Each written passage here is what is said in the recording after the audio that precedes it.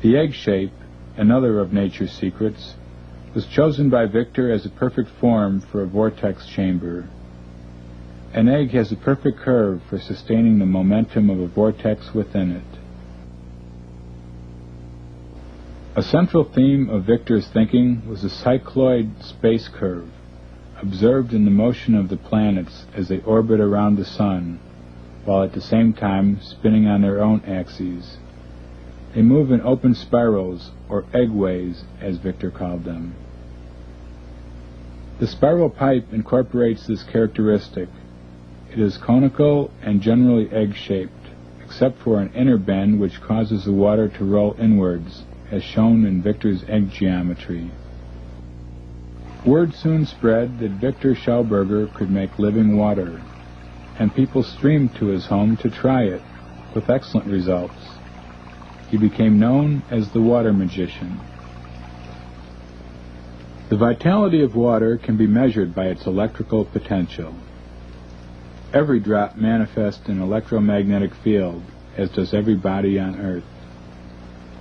The structure of moving water consists of layers, and from the outside layer towards the center there is an increased density and an increase in electrical potential.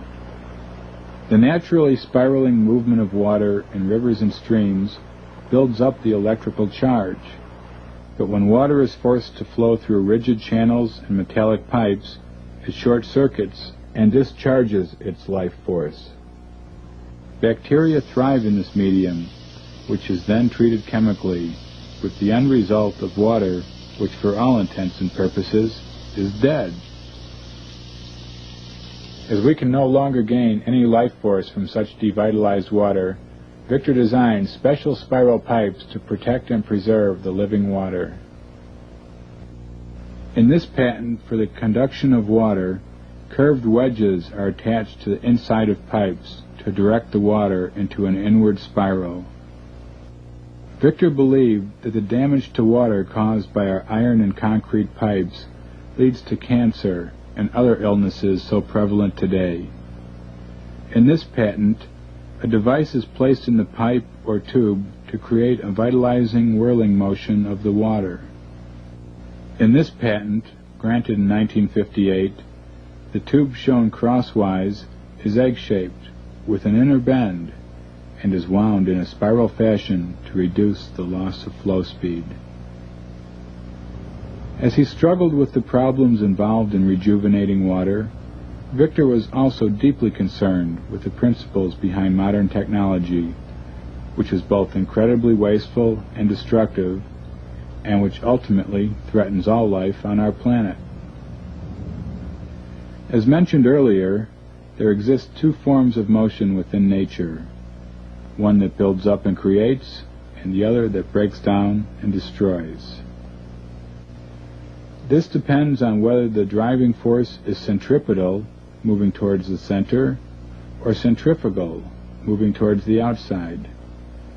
The centrifugal force leads to destruction, dissolution, and gravity. The centripetal force leads to growth, enrichment, and levity. The ancient symbol of the swastika expresses this dynamic dualism which is true on every level of manifestation. Thus we have spirit and matter, activity and passivity, life flow and life withdrawal, evolution and destruction, implosion or explosion.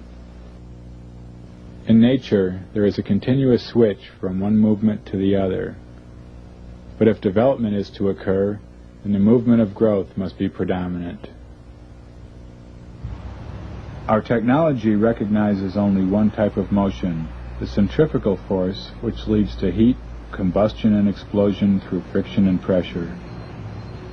Through concentrating on the destructive force of explosion technology, we see the breaking down and burning of our fossil fuels and other resources, the disintegration of our environment, and the ultimate manifestation of the death technology, with nuclear reactors spewing out radioactive waste and other poisonous residues. Instead of nature becoming a garden of beautifully blossoming flowers, it becomes a filthy dirt heap of ugliness and death. On the other hand, the implosion technology of Viktor Schauberger is creative, purifying, and constructive. The centripetal motion of the vortex is a suction force which creates an intense vacuum. It cools rather than heats and increases the electrical potential of the water. During hurricanes, twisters, and tornadoes, the same spiraling suction forces are at work, and they can easily lift tons of seawater, whole buildings, or even railroad trains which lie in their path. Imagine what could be achieved if it were possible to produce them by mechanical means. Again, by imitating nature, Viktor developed his suction turbine, or trout turbine, named after his observations of trout moving upstream against the current. The fish is a natural vortex machine. Its open mouth creates a vacuum which propels it forward, and by means of its gills and body shape, a vortex is created around its entire body. Viktor described one occasion on a clear moonlit night when he watched a large trout move into a whirlpool at the foot of a waterfall. As he watched, the trout floated out of this vortex and up the waterfall, as if drawn by an invisible force. In his trout turbine, or implosion motor, water, or air, is guided through a vortex funnel and through specially designed spiral curved pipes toward a central point which forms a strong vortexian motion, condensing and cooling the water. In these pipes, the resultant suction reduces friction and a biological vacuum, or negative pressure, is created and energy is increased. Totally opposed to the plundering of fossil fuels such as oil from the earth, Viktor had said his motor produces its own driving source through the diamagnetic use of water and air. It does not require any other fuel such as coal, oil, or uranium, since it can produce its own energy by biological means in unlimited amounts, almost without cost. This power generator was claimed to have created a strong enough electrical field to light up the surroundings like bright daylight. In the Wasserfaden, or water thread experiment, originally carried out by Lord Kelvin, repeated by Viktor and his son Walter, and now demonstrated publicly by Retta and Walter Baumgartner, the electrical potential of moving water is made visible to the onlooker. The electrical potential of a very fine stream of water is collected to produce sparks and light up a neon bulb.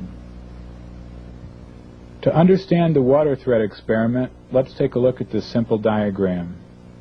At the top, we have a water tank that has two nozzles, allowing two streams of water to drop down into two bowls or buckets. That's the basic.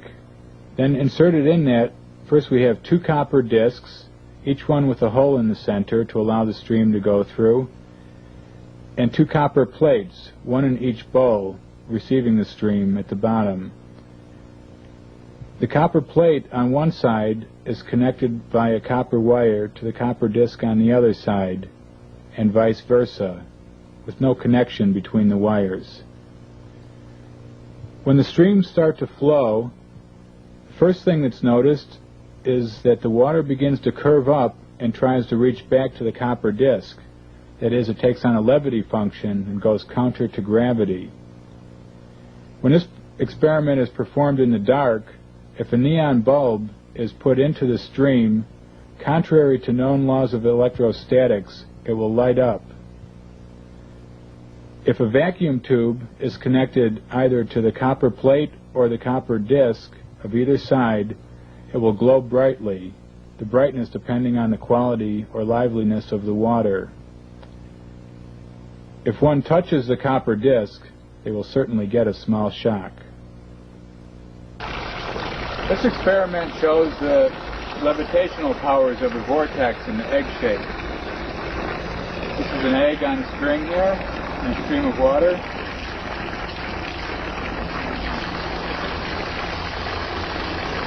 And we see